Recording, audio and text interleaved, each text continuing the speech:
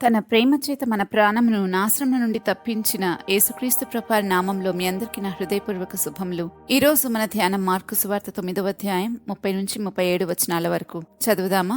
Mark సువార్త 9వ అధ్యాయం 30వ వచనం నుంచి చదివినట్లయితే, వారు అక్కడి నుండి బయలుదేరి గలిలయ గుండా వెళ్ళుచుండిరి. అది ఎవనికిని తెలియట ఆయనకి ఇష్టం లేకపోయిను.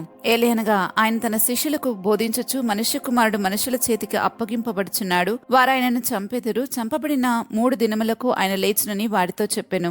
వారు ఆ మాట గ్రహింపలేదు కాని ఆయనను అడుగ భయపడిరి. అంతటి వారు కపెర్నహూమునకు వచ్చిరి. వారు ఎవడు గొప్పవాడని మార్గమున ఒకనితో ఒకడు వాదించిరి గనుక ఆయన ఇంట ఉన్నప్పుడు మార్గమున మీరు ఒకనితో ఒకరు దేని గురించి వాదించుచుంటరని వారిని అడగగా వారు ఊరకుండిరి. అప్పుడు ఆయన కూర్చుండి 12 మందిని పిలిచి, ఎవడైనను మొదటివాడై ఉండగోరిన ఎడల వాడందరిలో కడపటివాడును అందరికీ పరిచారకుడనై ఉండవలెనని చెప్పి ఒక చిన్న బిడ్డను తీసుకుని వారి మధ్య నిలవపెట్టి వారిని ఎత్తి కౌగిలించుకుని, ఇట్టి చిన్న బిడ్డలలో ఒక్కరిని నా పేరిట చేర్చుకున్నవాడు నన్ను చేర్చుకొనును, నన్ను చేర్చుకున్నవాడు నన్నుగాక నన్ను పంపిన వారిని చేర్చుకున్నని వానితో చెప్పెను. ఈ ధ్యానంలో మనం మొదటిగా గమనించాల్సిన విషయం ఏంటంటే, యేసుప్రభు వారు తాను పొందబోయే హింసను గురించి, సిలువ మరణం పొంది తిరిగి లేవటాన్ని గురించి ఆయన అందరికీ వివరించలేదు. కేవలం ఆయన శిష్యులకు మాత్రమే చెప్పారు. ఇది మనం గమనించాల్సిన విషయం. ఇర్మియా పుస్తకంలో చెప్పబడినట్లుగా 33వ అధ్యాయం 3వ వచనంలో, నాకు మొరపెట్టుము, నేను నీకు ఉత్తరమిచ్చెదను, నీవు గ్రహింపలేని గొప్ప సంగతులను, గూఢమైన సంగతులు నీకు తెలియచేతును అని అక్కడ రాయబడి ఉంటుంది. ప్రభువు తన శిష్యులకు గొప్ప సంగతులు, గూఢమైన సంగతులు చెప్పినట్లుగా మనం చూస్తున్నాం.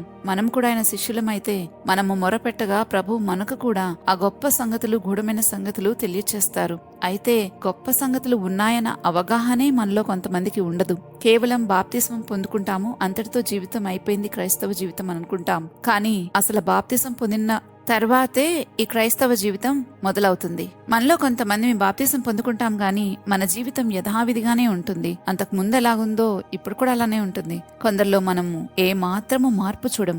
అయితే ఈ గొప్ప సంగతులను తెలుసుకోవాలంటే ప్రభుతో క్లోజ్ గా ఉన్న వారికి మాత్రమే ఇది సాధ్యమవుతుందని ఇక్కడ మనకు అర్థమవుతుంది. ప్రభుతో క్లోజ్ గా అవటం ఎలా అని ఆలోచిస్తున్నారా? అది చాలా సులభమైన విషయం. ఆయనకు సరెండర్ అయితే చాలు. ఆయన చెప్పిన మాట విని దాని ప్రకారం బ్రతకటానికి నిర్ణయించుకుంటే బ్రతికే శక్తి ఆయనే ఇస్తారు. ఆ శక్తితోనే మనం బ్రతకగలుగుతాం. అలా మనకు ఒక్కొక్కటి తెలియచేస్తూ మనకెంతో సమీపంగా ఉంటారు. అందుకే అపోస్తల కార్యాలు 17వ అధ్యాయం 27వ వచనంలో చెప్పబడింది, ఆయన మనలో ఎవరికీ దూరంగా ఉండువాడు కాడు అని. మరి ఆయనకైతే దూరంగా ఉండడం ఇష్టం లేదు కాబట్టి ఆయన మనకు దగ్గరగా ఉండడానికే ప్రతి పని చేశారు. ఆయన ఈ భూమి మీదకి వచ్చినా మనకు దగ్గరగా ఉండడానికే వచ్చారు. ఆయన మరణించి తిరిగి లేచినా అందుకోసమే. ఇప్పుడు తన ఆత్మను మనకు దయచేసినా ఆయన మనకు దగ్గరగా మనతో ఉండడానికే, మనలో ఉండడానికే ఆయన ఆ పని చేశారు. మరి దూరంగా ఉండాలని కోరుకునేది మనమే. ఆయన మన చేయి విడువడు, మనమే ఆయన చేతిని విడిపించుకుని వెళ్తాం. ప్రభు మన జీవితంలో బలవంతంగా ఏది చేయలేరు.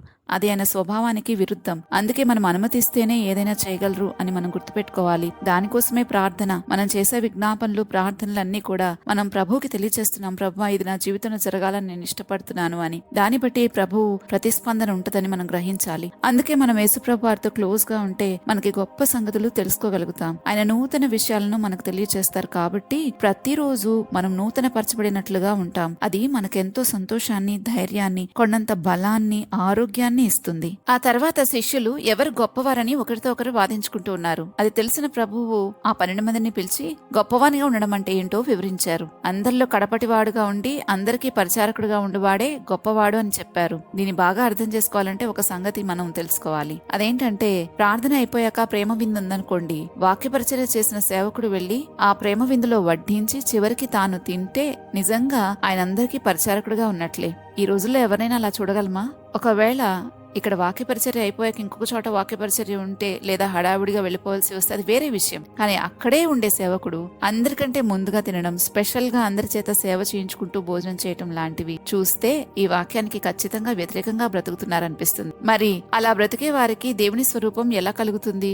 ఈ లోకం యొక్క సూత్రం అయితే, నిన్ను నువ్వు హెచ్చించుకుంటే నీకు ఎక్కువ విలువ ఉంటుంది లోకంలో. కానీ పరలోకంలో అయితే నీ విలువ పెరగాలి అని అంటే నిన్ను నువ్వు తగ్గించుకుంటేనే నీ విలువ పెరుగుతుంది. ఇప్పుడు మనం ఆలోచించుకోవాలి, ఏ విలువ కోసం చూస్తున్నాం? ఈ లోకపు విలువ కోసమా, పరలోకంలో మన విలువ కోసం చూస్తున్నామా? పరలోకంలో నీ విలువ మనకు విలువగా అనిపించట్లేదు అని అంటే మనలో లోపం ఉంది. ఆ లోపం ఎక్కడుంది అని అంటే మనలో నిరీక్షణ లేదు. పరలోకాన్ని గురించిన నిరీక్షణ లేదు. సో ఆ లోపాన్ని సరిచేసుకుంటే దేవుని వాక్య ప్రకారం మనం జీవించవచ్చు. ఒకవేళ ఆ లోపం సరిచేసుకోబడలేదనుకోండి, మనం సరిచేసుకోలేకపోతే నామకార్థత స్థితిలోనే ఉండిపోతాము. కాబట్టి జాగ్రత్త వహించాలి. ఇంకా ఆ తర్వాత వచనాల్లో ప్రభు అన్నారు, ఒక చిన్న బిడ్డను తీసుకుని ఎత్తి కౌగిలించుకుని, ఇలాంటి ఒకరిని నా పేరిట చేర్చుకునివాడు నన్ను చేర్చుకుని వాడవుతాడు అని. ఇక్కడ మనం గుర్తించాల్సింది ఏంటంటే, కొందరు సేవకులకు ఆతిథ్యం ఇస్తూ ఉంటారు కొందరు విశ్వాసులు. అయితే చిన్న బిడ్డల్ని పోలిన మనస్సు కలిగి తమను తాము తగ్గించుకున్న వారికి ఆతిథ్యం ఇస్తే అది ప్రభువుకి ఇచ్చినట్లే అని ఇక్కడ ప్రభు స్పష్టంగా చెప్తున్నారు. ఎవరికి పడితే వారికి ఇస్తే అది ప్రభుకి ఇచ్చినట్లు కాదు.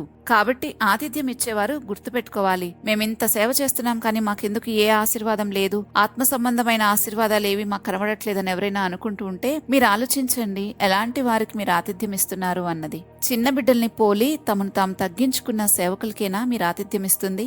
ఒకవేళ అలా ఇచ్చినట్లయితే నిజంగా ప్రభు మీ గృహాన్ని దర్శించినట్లే, అది ఆయనకిచ్చినట్లే. కాబట్టి ఇక్కడ మనం గమనించాల్సింది ఇంకొకటి కూడా ఉంది.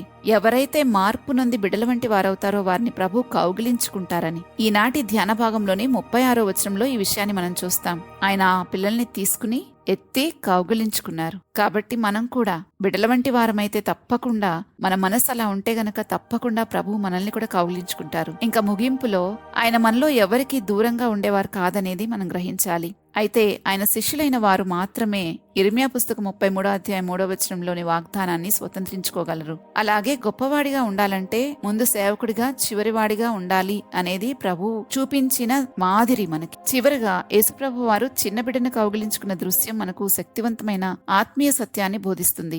అదేంటంటే, బిడ్డల వంటి హృదయం కలిగిన వారిని యేసుప్రభు తన చేతుల్లోకి తీసుకుంటారు. అటువంటి వారికి ఆతిథ్యం ఇచ్చిన వారు క్రీస్తుకు ఆతిథ్యం ఇచ్చినట్లే, ఇంకా ఆయనను పంపిన తండ్రికి ఆతిథ్యం ఇచ్చినట్లే. మనం ఎలా ఉన్నామో చూసుకుని ఈ లోకంలోని హెచ్చింపుకు ఎక్కువ విలువనిస్తున్నామా, లేక దేవుని చేత హెచ్చింపబడాలని కోరుకుంటున్నామా ఆలోచించాలి. దేవుని చేత హెచ్చింపబడాలి అని అంటే మనల్ని మనం తగ్గించుకుని అందరికీ పరిచారకులుగా అవ్వాల్సిందే. ప్రార్థించుకుందామా? మా తండ్రి అయిన దేవా, మీరు మాకిచ్చిన వాగ్దానాన్ని బట్టి నిన్నెంతగానో స్తుతిస్తున్నాం. మేము మొరపెట్టినప్పుడల్లా మాకు మీరు తెలియచేస్తున్న గొప్ప సంగతులు, గుడమైన సంగతులను బట్టి నిన్నెంతగానో స్తుతిస్తూ ఉన్నాము ప్రభు. నిజంగా మేమైతే ఈ సంగతులను తెలుసుకుని నూతనపరచబడి దినదినము మా అంతరంగ పురుషుడు నూతనపరచబడుతూ ఉండగా ఎంతో బలాన్ని, శరీరంలో ఆరోగ్యాన్ని మేము పొందుకుంటున్నందుకే మీకు స్తోత్రాలు చెల్లిస్తున్నాం తండ్రి. మేమింకా ఏ పరిస్థితుల్లో ఎలాగున్నామో నీకు తెలుసు. ఎక్కడెక్కడ మేము మారు మనసు పొందుకోవాలో మీకు తెలుసు. కాబట్టి చిన్న బిడ్డల వంటి వారమై నీ సన్నిధిలో, నీ చేతిలో మేము ఎత్తబడుటకు, నీ చేత మేము కౌగిలించబడుటకు సహాయం చేయమని ప్రార్థిస్తున్నాను. నీ మాట వినే శిష్యులుగా మేముండి నీ రాజ్యములో హెచ్చింపబడినట్లుగా